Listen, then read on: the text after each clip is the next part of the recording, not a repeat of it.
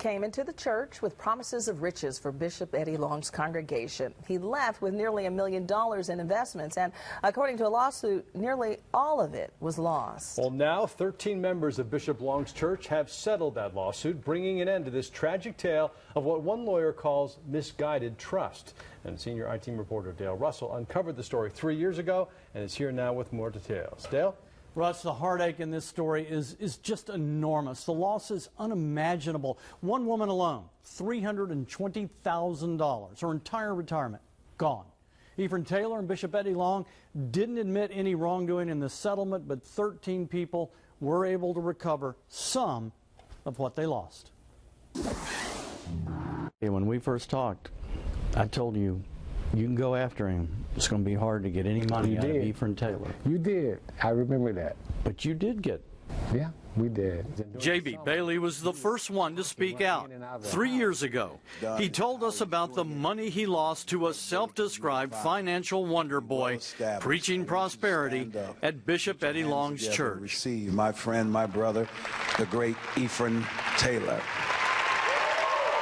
Now a 3-year-long legal battle with Ephraim Taylor and Bishop Eddie Long has ended with a confidential financial settlement for Bailey and 12 other New Birth members. I somewhat blame New Birth because when this happened, instead of really showing us love, we were kind of looked at as outcasts. I'm responsible for everyone I bring in before you and what they say. J.B. Bailey's lawsuit filed in DeKalb County State Court said back in 2009, Bishop Long endorsed Ephraim Taylor before his congregation and received compensation for allowing Taylor to solicit the investment opportunities. Bishop Long denied the charge. The lawsuit contends Ephraim Taylor was never licensed to sell investments or render investment advice in Georgia, and that his companies were like Ponzi schemes. What was that like when you woke up and realized my life savings is gone? I cried. I fell on the floor, I prayed, I cried some more. It was hard. The suit contends 13 New Birth members lost nearly $1 million investing with Ephraim Taylor, from J.B. Bailey's $14,000 he set aside to care for his brother, to Lillian Wells' $125,000 loss of her entire life savings. A betrayal of trust. Bishop Long really did not guard his flock the way he should have. Quentin Say is one of the attorneys representing the New Birth investors. He says they're the first group to recover any money in lawsuits from Ephraim Taylor. He couldn't say how much. The worst part was probably just knowing that these folks had been without their money for an extended period, and it caused great hardship for a lot of them. Mr. Say says the turning point in the case was when they obtained this internal church memo, written to Bishop Eddie Long by an employee. An unidentified caller had warned prior to Ephraim Taylor's seminars he did not want the church to be taken advantage of, and that Mr. Taylor will issue promissory notes and there will be no return on investment.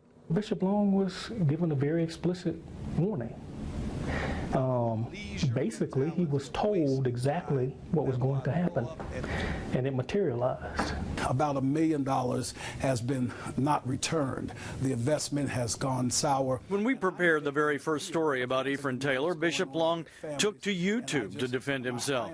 He had no comment about this settlement. I'm not mad at Bishop Long, just a little disappointed.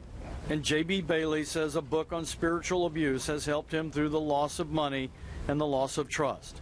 And he wants you to know he has a reason to speak out again, one last time. The sole purpose is to help others to see that they don't need to become victimized. Now, we tried to reach Ephraim Taylor. We could not catch up with him. The last we heard of him, ABC found him and his wife in Kansas working for a day spa.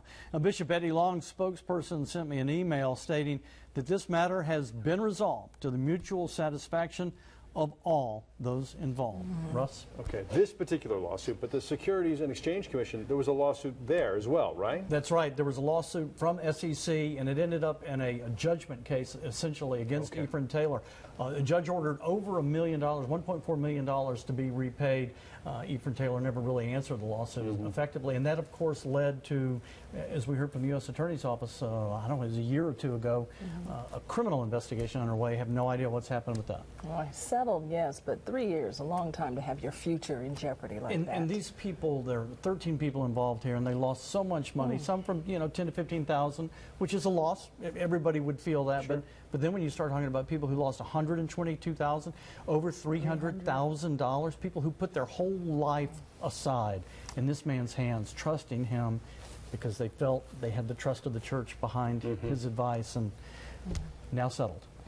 Dale Russell, thanks. Thanks, Dale.